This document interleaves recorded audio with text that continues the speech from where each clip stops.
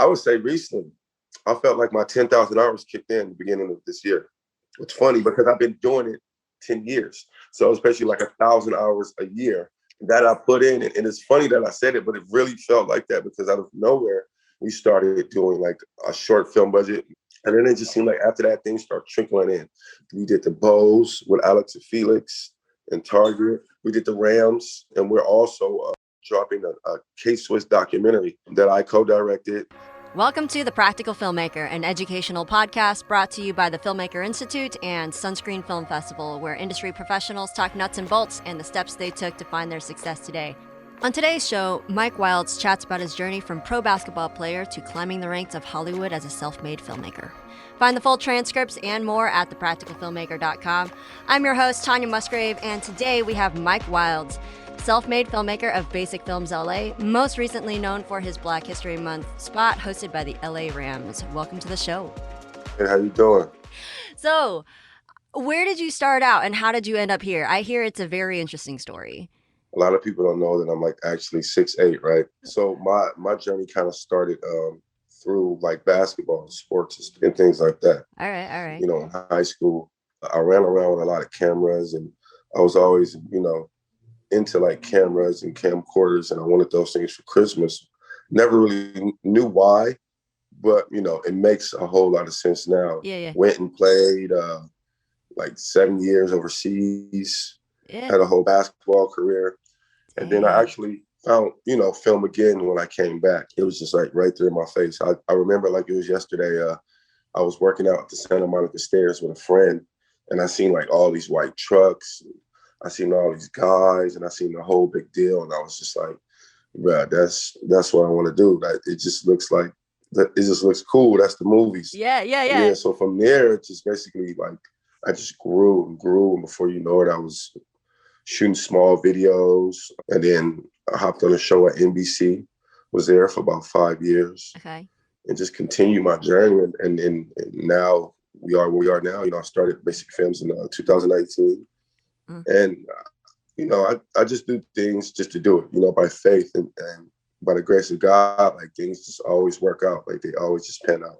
Dude. So you came from a physical medium to a visual and creative medium. That's quite the pivot. It is. Is there any particular passion there that might overlap? Like, was that a rough transition for you? Actually, it wasn't. And that's the thing I tell people. Most people in life, they can't find one thing they love in life. So I've physically found two things I fell in love with. Like I fell in love with basketball, then fell in love with film. Yeah. It wasn't hard for me because it was just something that I feel like was already inside of me. Yeah. It just had to, it had to come out. I think you're lucky that it happened kind of sequentially and it wasn't like 10 years in between you figured out like, like what you wanted to do. To be honest, it was like a couple of years. So it really wasn't a big gap. Like you said, like, like me being 38, if you go back then and, me being like, 26, 27, 10 years, then that means like right now I would have just started to do what I have to do versus me been doing this for 10 years. Like, Yeah. Dude, that's amazing. That show at NBC, you said you were there for 5 years.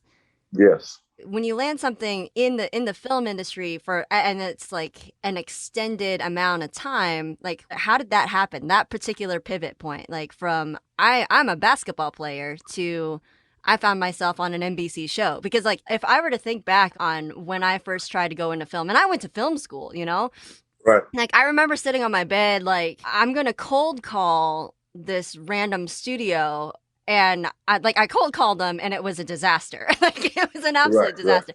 Right. How did that pivot point happen for you?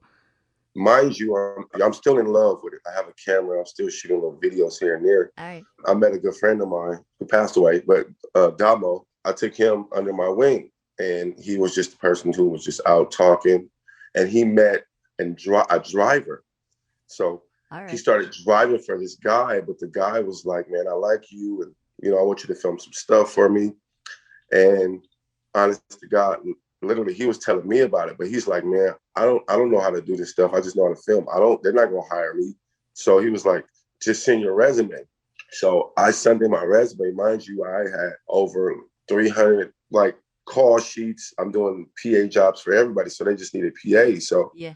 when they see my resume, they're like, "Oh." I remember the first thing I got to the lot was like, "Oh, he's not green." So literally, they thought that I was my friend. But Oh, my friend, yeah, rest in peace. He didn't want to really do it, and they ended up hiring me. all right. He picked up all the talent to come into the back lot.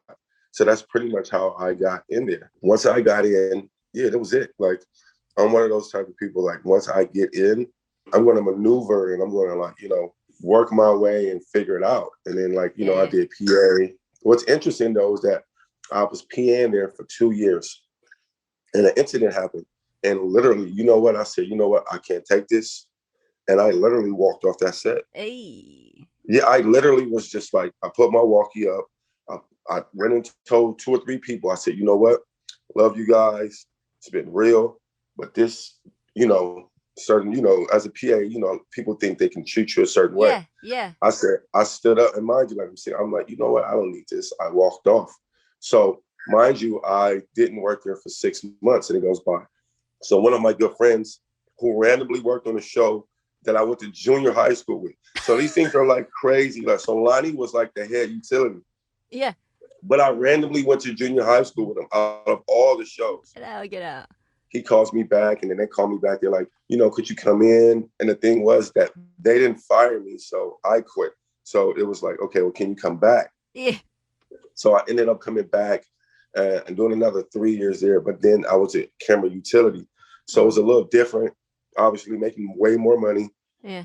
And it was funny because it was just like, I got to deal with the cameras. I felt like I was part of the real crew. Yeah. I did that. And then, we parted ways. That's pretty much how, that journey happened. But it was literally like how you said, it was like, these are things that happens to me, like going somewhere, having a friend, saying something, speaking up. They're like, oh, and I carry, like I tell a lot of people, this is who I am outside of film. Yeah. I carry myself a certain way. I treat people a certain way outside of film. So what that does is it carries on to the set. It carries on to when it's time to make stuff, and then people really appreciate that because that can take you a long way. As we know, we've all worked with a-holes, and you know what? You'll be like, I don't never want to work with that person again. Yeah. And then there's people who you work with, you're like, you know what? I really enjoy working with that person. I definitely want to work with that person again. Oh, yeah. So that was pretty much how I landed, and the whole NBC thing came about. Mm-hmm, mm-hmm. So from PA to utility to directing and DPing your own stuff, what's a highlight and a low light of your experience as a self-starter? Well, I'm gonna start with the low light first. I'm gonna just say it was being that we're in the era of social media. You follow other filmmakers and you follow other peers, and then soon as you see someone not as good as you, just keep it real. Yeah. And they're doing things and they're moving, and you're like, wow, it's just like, is this really for me? Like you start to think to yourself, and mind you, once every 2 years, I'll go through like a block, like, well, I can't create. I wouldn't touch my computer. I would just back away, and maybe I didn't get a job for like 2-3 months. You know what I mean? And I would just still go and just still, it would be like those little jobs here and there, like $150. You know what I mean? So that was the moment. Also, getting my camera stole, coming out on Mother's Day. I took my brother out. He was in town, and I go to my truck. We went to a bar. When I come out, everything's gone. So all this stuff is happening. It was a lot of stuff, like, you know what I mean? And I had another car. It was a BMW. That car stopped, house got on fire. So it was a lot of signs that was just like, is this what you really want to do? Yeah. I feel like God was just like, yo, I'm going to put you through this obstacle, because if this is what you really do, then you'll get through it. Yeah. Most people will say, I'm okay. I don't want to do that anymore. But you know what I mean? But I feel like those are like the moments where you feel like I said, you just feel like, is this like, why can't I get that artist? Or why can I get this big break? Or why can I get these budgets? You know what I mean? So that was pretty like, those are the low moments. And then the high moments is like, I would say recently, I felt like my 10,000 hours kicked in at the beginning of this year. Yeah. It's funny because I've been doing it 10 years. So especially like 1,000 hours a year that I put in. And it's funny that I said it, but it really felt like that, because out of nowhere, we started doing like a short film budget. Me and Tim and Sam worked on, and it was, it wasn't big. It was like 7,000, 8,000. But coming from somebody who was getting 1,500, you're like, okay, well, it's starting to work. Yeah. And then it just seemed like after that, things started trickling in. We did the Bose with Alex and Felix. Yeah, I saw and that. Target. Saw that. Yeah, we did that. We did the Rams. Yeah. We did multiple videos, and we're also dropping a K-Swiss documentary that I co-directed. Tim DP, Sam AC. Yeah. Baron Davis was a director. Okay. Yeah, and starring like YG, and it gives like the whole culture of K-Swiss. So yeah. these are like the moments that are highlighting for me. Like just these moments that are maybe like 2 months ago and a month ago, just to, you know what I mean? Just to know that. So, all right. So, LA Rams hosted a partnership with Black filmmakers in LA to tell Black stories. Tell me the story how you landed that spot. Well, once again, it was one of those jobs I had to take. It's a good friend of mine named Watt Sticks. Yeah. He runs like a program where he gives out food. He's like a good advocate of, Watts, Los Angeles, and Nice. giving back to his community. So nice. He randomly called me one day and was like, yo, I need a piece done for a school. Like, he was like, I got 1,200. That's what I got. And me being the person that I am, I was like, that fine. Like me, a sound guy, and one of my producer friends, Champ, went over. And we also let, I don't know if you're familiar with Ricky, he's the editor, but we let Ricky. We let Ricky edit it. So that happened. And we didn't think none of it. We just did it. And it's just things you do, you just do it. Yeah. So he hit me out the blue. So he's like, yo, the Rams, I gave the Rams your information. They're looking for a Black director. And I give me your information. So I'm just like, all right, it's happening. But then, a couple of weeks go by. So you're just like, when you like, you don't realize it, but you're realizing like, maybe they just picked somebody else, right? Yeah. So like the day after my birthday, I get a text, which is December 29th. And it just say, hey, this is Cam from the Los Angeles Rams. I got your number from Sticks, they got your number from Head of Resource. And he went down, he's just like, we're just interested in your story. Yeah. We want to be able to tell, these stories, want to use you. Can you send me some this, that? And then it was just on from there. And then we just kept going. We kept going. And we just kept going. So it was like really like, it wasn't nothing that it just happened. I feel like it was faith. Yeah. Like I said, like those hours and we nailed it as a unit. I love to give everybody my team credit, because not one man can ever do anything great. You know what I mean? You can write things. In this world, it takes a team. And I've played basketball, so I understand the whole format of teamwork, for clapping for others when you're on the bench. Absolutely. Taking charges, just rooting your team on. So, I put together the right team, and we really executed it from shooting it, from, questions, from editing, just, from coloring. Like it was amazing. I think you need to give yourself a little bit of credit too, though, because hard work begets hard work. You're not gonna get where you're at right now by not hustling. You know what I mean? Like right. I heard through the grapevine that you bought your own Steadicam and taught yourself how to use it. Is that true? I did. Yeah, it's a lot of stuff that we have equipment. Like it was just a lot of stuff that I just wanted to try. Yeah. That's the whole purpose of Basic Films, because it was like, I thought about it. It was just like I would go off of bids and people would be like, oh, yeah, we chose this DPR. We have somebody directing it. So I just thought to myself, I said, what if I just create the company and then you have to come to me for the company and then I hire out? So that which means either I'm picking the people who get it done. So I can choose who directs it, but it still comes through the company, which means it's almost like cutting out the middleman. So it's just like come straight to the source. And me, like you said, I have a hustle, but I have a natural hustle where it's like organic. It's not like how you like some people would damn near beg you or like always eat it. That's not me. My thing is like timing, space, and energy, and that's how it works. But yeah, a lot of stuff I taught myself, and the thing about it, to be honest, I do give myself credit, but like I said, it's just I'm a humble being. People love working with that too. And the thing about this world is like people don't give people credit. Yeah. They don't. Yeah. In this world, they'll suck the blood out of you and then be like, yeah, well, the person will be like, well, who did this? well, I did this by myself, knowing that you had somebody shoot it, knowing that you had somebody edit it, knowing you had somebody light it. And I just feel like that's what we're missing. It's just like I said, this is the type of person that I am outside of film. Yeah. And I'm gonna give people their credit. Yeah. And, that's just what it is. Yeah, I think that's great because, a lot of people will just be like, oh no, it's such a hard business. They're not going to want to give you the time of day, all that stuff.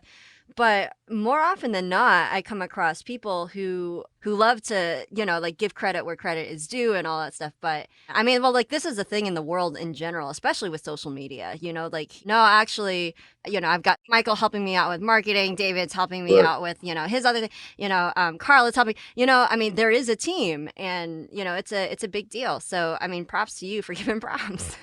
Yeah, for sure. That's very important to me because it keeps people's sanity going. It just keeps people going because I feel like I came from a place of underdogs where people overlooked and wasn't too sure. So if you're in my circle, I want to make sure that you don't feel that way because that's just not a good place to be. It's got a good place for people not to feel like nobody appreciates you or not to give you credit. I read in an interview that you did with Voyage LA, you mentioned that you have dyslexia. Yes. It's something that, especially for a visual medium, for like an artist, it can be a kryptonite or it can be your superpower. Like, how does the way that you see things empower your work? You said it. You took the words. I just told my girl the other day. It's like I have a superpower, like a blind man, right? So he can't see, but his other senses are so strong that it's almost incredible. Like his touch, his sense of smell, his energy. And I felt like it was a gift, of course, and a curse. But the gift is that I recognize who are good at other things. So that's a gift that I had to know that, that person's really good. And you fit with what I have going. And I'm going to make sure that you're good.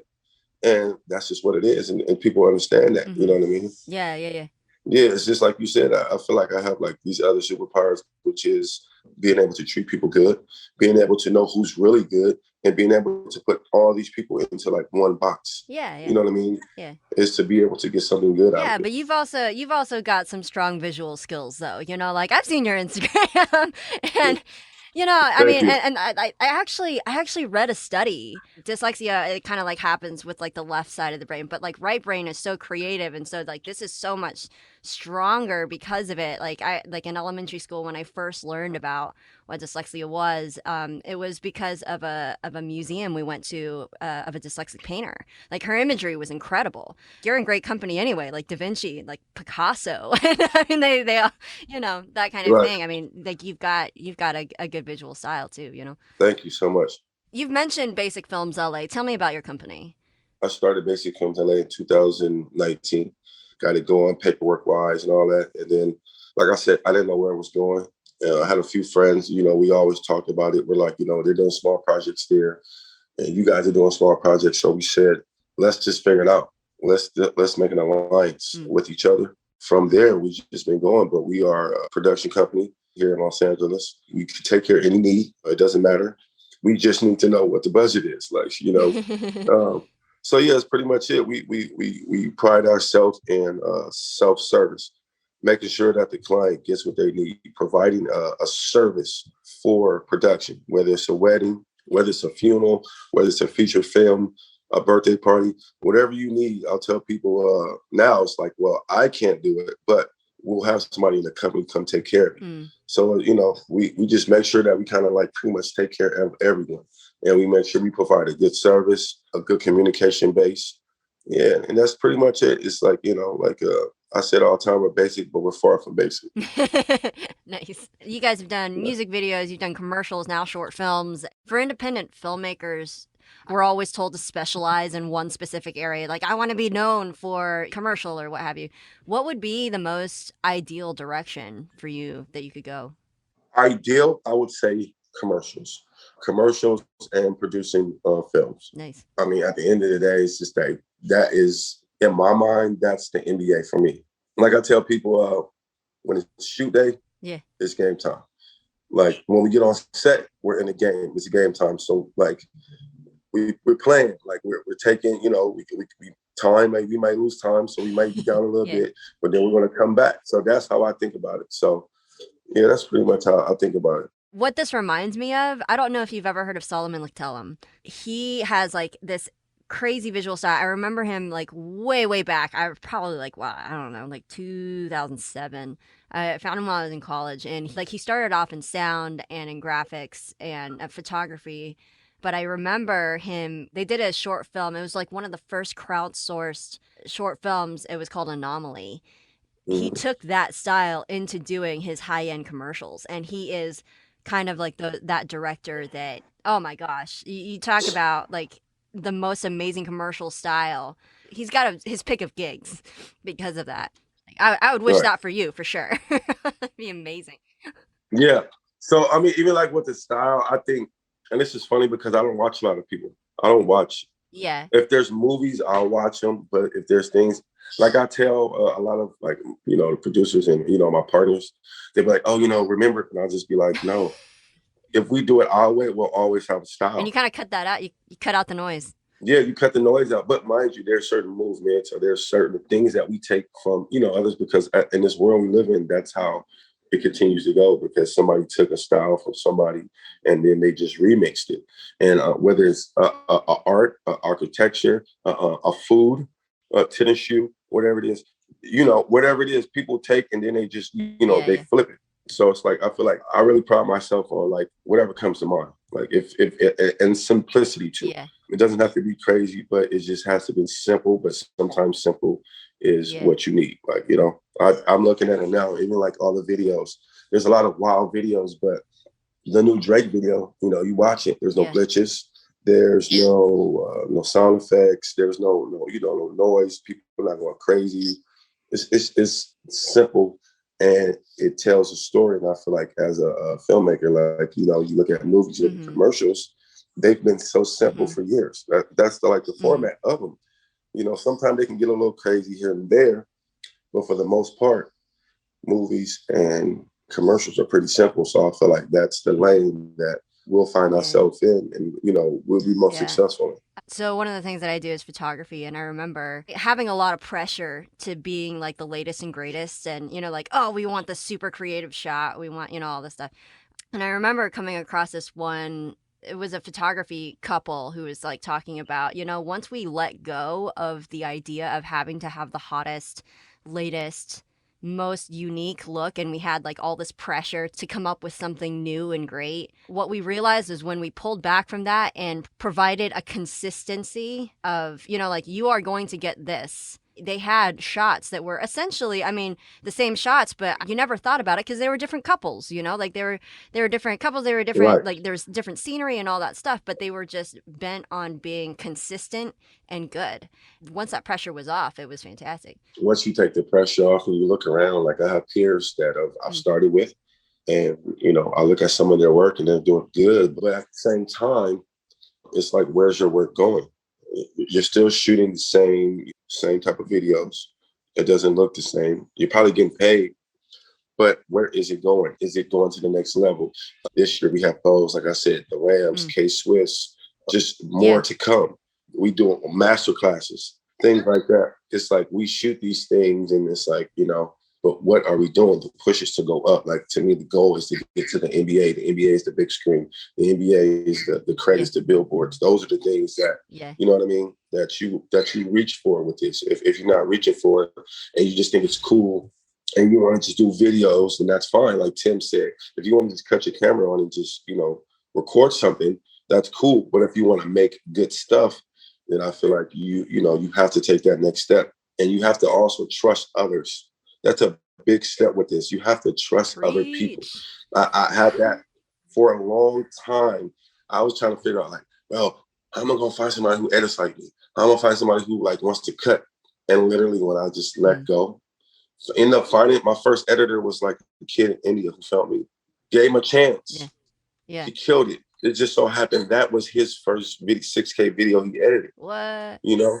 And then from there, we have Ricky now, and then we have other editors, but it was just the point of it took that one kid for me to let go and say, hey, I'm gonna send you this footage, send it back, hey, edit it, and I'm just like, wow, like it feels good to and give my notes and say, hey, what about this or what about that? And then they say, no problem, I can fix it. Yeah, yeah, yeah. You know what I mean? It's a good feeling, but you just have to you have to trust. Yeah, absolutely. So we have a couple listener questions from our Instagram at Practical Filmmaker. What is a lucky break that you feel like you didn't deserve, and a break you didn't get but you felt you deserved? So a lucky break that I felt like I got and didn't deserve. I'll be honest, it ain't no breaks that I didn't feel like I didn't get that I didn't deserve. Good. To be honest, I feel like I deserve all of it because my heart is into it. And then what was the next question? A break that you didn't get but you felt you did deserve. It probably was recently. We literally got a MasterCard. LMA, she's the singer who sings Boot Up. We didn't get it. MasterCard came in at the last minute, and you know what I mean? And they took it away. And I can't remember. I just be honest, I can't remember. You get a lot of stuff, and there's probably something in there that I felt like I should have got, but I didn't deserve it. Well, it's good that you don't dwell on that because, who wants to dwell on that anyway? Right. All right. And then the last one, it says, I don't have enough money for film school. Where should I start? Start with investing in yourself. My first camera was a Zoom camera. Do you remember those? It was a pocket Zoom. So it was literally like a little white camera, and then it had a red button. They sold them at Costco. They were like $100, and you can record on it. No, I don't know. Was it a flip? It was called a flip. Oh, no. I think I do remember those. Yes. Yeah, and then you literally hit a button, and then a USB comes up. Yes. And you stick it in it, and then it will upload. With that being said, I bought a desktop at the time. It was like $400. Bought the flip, and started going on iMovie, and I started from there. And this day and age, you can be a filmmaker, and you can do whatever you want. It doesn't matter. You don't have to go to film school. You just have to have the desire. I think that's more important than anything. Just actually really want to do it, because you'll figure it out. Like anything else you do in life, you'll figure out how to get it done. And, you have so many things like Instagram and YouTube nowadays that wasn't like that for me coming up. If you want to go to film school, that's fine. But, if not, come work for Basic Films, and basically you'll be in film school. Nice. All right. What current project are you excited about? This K-Swiss. The fact that I actually was a DP, but I worked my ass off. And, everybody over there seen that. And they actually gave me co-director credit. Yes. We're supposed to drop it on Complex on the 15th. Like I said, it has YG, but he is the owner of K-Swiss. Baron Davis is director, executive producer. Tim Banks, he helped me DP. Sam was our AC, and it's just big. It's just big because it's for the culture. It's a monumental piece that will, it's LA. It's who I am. It's what I am. From South Central. So it really speaks to me about things that's going on in the culture. And you look back, and it's like, to be a part of it, it's just really huge for me. You know what I'm saying? To actually have that title, co-direct, which doesn't mean a lot, but it means the world to me. Yeah, absolutely. So how do people find that and find you or follow your work? You can go to Mike Wiles _. That's my personal IG. The production company is Basic Films LA. You can follow that. And if you guys have any questions, or want to talk, or any questions, basicfilmsbooking@gmail.com. Also, Mike at basicfilmsla.com. You can find me there. So I'm an open book. If anybody wants to ask any questions or have any concerns, find me there. You can find the work there. Also, MikeWiles.net. That's where you can look at my real ad. Yeah. What questions should I have asked you? Is there anybody that I would love to work or collaborate with? Yes. Okay. All right. Yeah. Consider the question asked. So I would say who I would want to work with is Jordan Peele. Okay. I have something that I'm putting together, and it's almost like it's a suspense. It's a true story based in LA. It's a suspense. So I would really like Jordan Peele is to come aboard, and I feel like if he was a part of this, it would obviously be the next level if Jordan was, involved in it, obviously. But yeah, Jordan Peele is somebody that I would want to work with. And I mean, the late great John Singleton, but rest in peace. But yeah, that's pretty much it. Artist wise, obviously like a Drake, or Kendrick Lamar. That would be great to get, one of those two under my belt when it comes to a music video or any type of content. But pretty much other than that, Yeah, that's pretty much it. Drake brings on like upcoming talent, like like the 22-year-old who directed his "Nice for What" video, and like I mean like God's Plan and all that. I can't remember her name right now. Yeah, I know you're talking about. She's from Canada. Yeah, She's like yeah, right under yeah, yeah. Dyslexia. Yeah, I really appreciate the time that you've taken to talk to no us. worries. I love it. I love the fact that you have figured this out on your own. That's it, man. You just gotta just work hard and continue to go and have faith Nice. and treat people good. Nice. Thank you so much. If you enjoyed this interview and are curious what Mike's favorite gear is, subscribe to our Patreon page, follow us right here, and check out more episodes at thepracticalfilmmaker.com. If you have comments or know someone who would be a great guest on our show, send in your suggestions to Tanya@thepracticalfilmmaker.com. Thanks for joining us. Be well and God bless. We'll see you next time on The Practical Filmmaker.